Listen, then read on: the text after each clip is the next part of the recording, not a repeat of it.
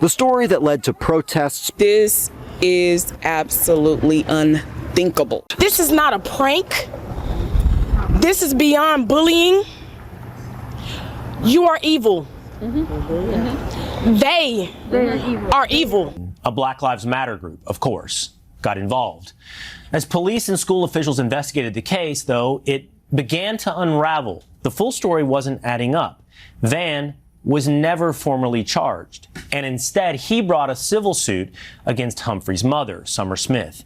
Now, 5 years later, a jury has awarded Vann $3.2 million in damages, finding Smith inflicted emotional distress and invaded his privacy. All right, so this woman and this lawyer have to pay this white kid $3.2 million for calling him a racist. Let's talk about it.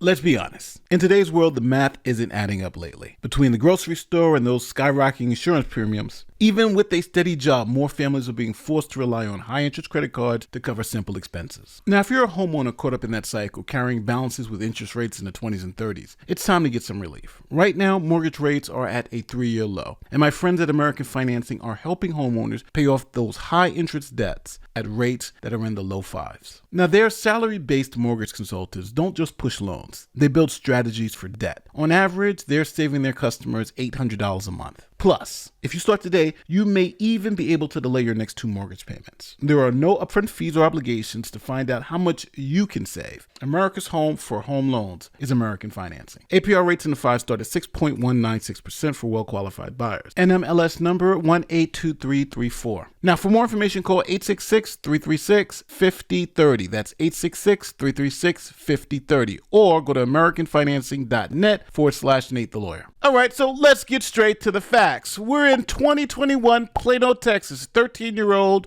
goes to a sleepover with a friend that he's been going to his house for over 3 years. His mother's name is Summer Smith, and her attorney's name is Kim T. Cole. And she's going to explain what happened. And Kim, what kind of actions could potentially be taken against these minors who allegedly did these things to Samarian, or against any adults who might have known what was going on?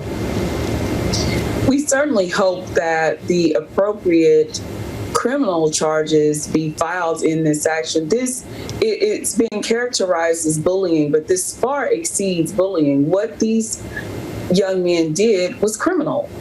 This was assault. They shot at him with a BB gun, and they slapped him and then forced him to drink urine. This is not bullying, this is assault, and they should be charged appropriately. And also what Samarian did not mention, that they were calling him racial slurs the entire time. So this rises to the level of a hate crime. So we would like to see charges brought against all of the young men who assaulted him, as well as the parents who allowed this to happen in their home. So you believe that this was racially motivated? Absolutely. Now, the GoFundMe was successful. The family was able to raise $120,000 for both counseling for the young student and private school. So the family has laid out a case that there was an assault and it was motivated by hate because they called them racial slurs while they were doing it. But there are 2 sides to every story. Here is the defendant, Asher Vann, and he's going to tell you what happened from his perspective. Well, me and my friends from school, we had a sleepover for my birthday, and we played a prank. First one, we went to sleep, got pranked. It was immature and stupid, but it was nothing like how it was perceived in the media. How do you feel about that prank now? It was immature. It was stupid. It was nasty, but that's not who I am, and that's not me today. When we, talk about this immature prank, did you force him to drink urine? No, no one forced anything, nothing like that. One of the allegations was that you and others used racial slurs. Did you do that? No, this was a friend for 3 years prior than that. He would frequently go to my house. I treated him like a brother. He was just a friend. I wouldn't use that, and obviously if I did, he wouldn't have been at my house for 3 years straight. It was the story that was pushed 4 years ago, 5 years ago. It was pushing as a fake racism, as torture, as I had no idea this was happening, even though me and my dad were the one picking him up after school, taking him home. It was played out so differently, so wildly. I don't know. That's not how it happened. So those are two very, very different stories, and police had to investigate. Were there any criminal charges in this case? The grand jury declined to indict. There was a time where I believe that there were some citations issued, but all of those were eventually dismissed. Meanwhile, there was a criminal investigation. The school, under pressure, reversed course, and this case kind of took off. In the 5 years since, the criminal cases turned out to be much ado about nothing. The grand jury declined to indict. The federal district court found that the school district was not able to punish for this conduct and apply definitions that did not apply in the law. So now those are two really different stories. On one side, you have this white family saying, hey, this kid has been staying with us at our house for about 3 years. We used to take him back home and to school every day.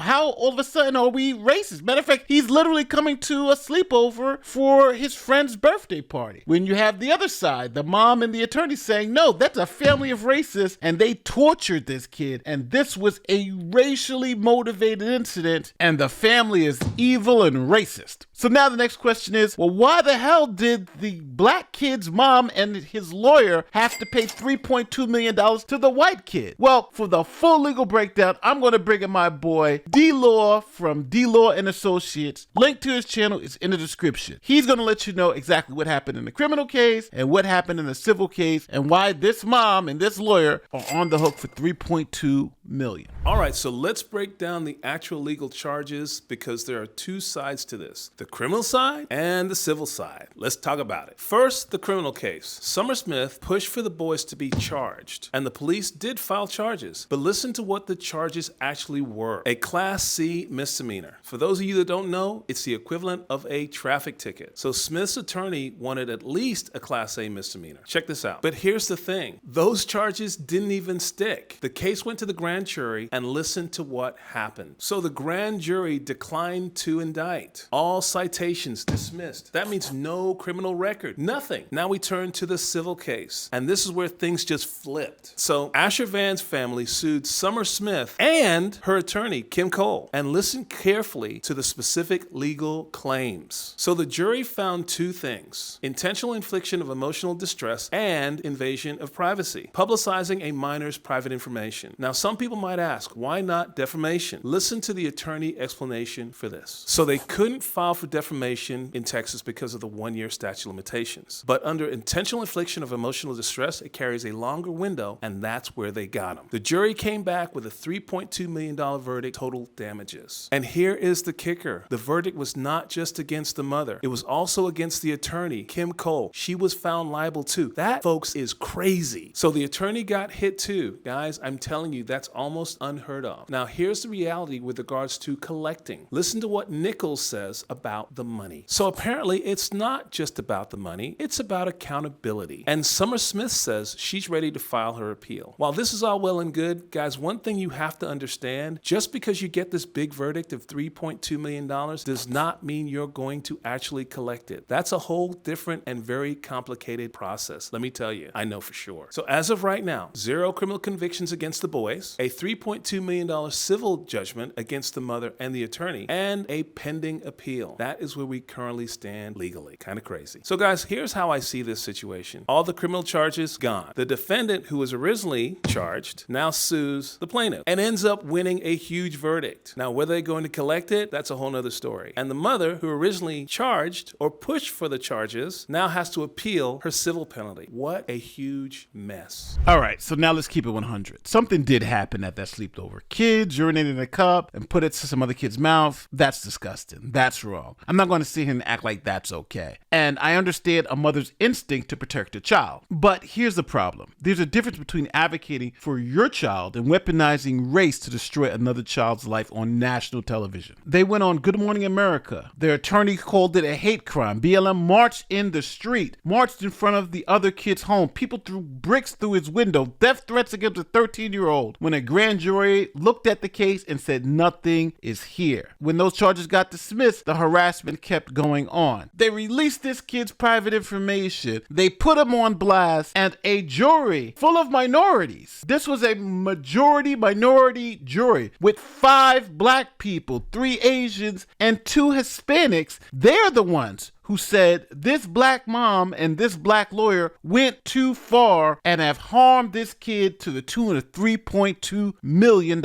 And what was the racial makeup of the jury that awarded Asher $3.2 million? I believe 5 members were African American. There were 3 Asian members, 2 Latino members, and I believe the rest were Caucasian. And they found that the way this story was portrayed, the way it was spun by Ms. Smith and her attorney, was an intentional infliction of emotional distress to Asher. That's right. They found, in order to find intentional infliction, they had to find that Summer Smith and Kim Cole took facts that were not true and cast in false light and did it for a reason in order to cause him severe emotional distress. So at the end of the day, the first jury heard the evidence and said what you 2 women did was wrong. And they held them accountable to the tune of $3.2 million. So what do you guys think? Is this mother justified on going on a national media tour calling this 13-year-old kid a racist when detectives, school officials, and a grand jury said it wasn't racially motivated? There's no evidence. Matter of fact, all the evidence says it wasn't racially motivated. Should there be some consequences when these women tried to destroy a child's life with a false narrative and they raised $120,000 off it? Or was the mother just defending her son? Tell me where I'm in the comments section as always, and don't forget to like, share, subscribe, do all that great YouTube stuff. My name is Nate the Lawyer, and I'm going to see you on the next one. Peace. This verdict is an enormous sum of money. What does that mean for you financially? As it stands right now, it is an astronomical amount. However, it is not final, right? It is appealable. My appeal has already been filed, and I think that we have this conversation after we go through the process of the appeal. It's not over yet. No. Was your son and Asher, were they friends before this happened? I believe that my son thought they were friends, yes. And Asher said he felt that my son was his friend. Okay. And the civil trial was the GoFundMe. Was the money used for counseling and schooling for your son? I did, yes. All of it? Portions of it? Portions of it, yes. What was the other portion used for?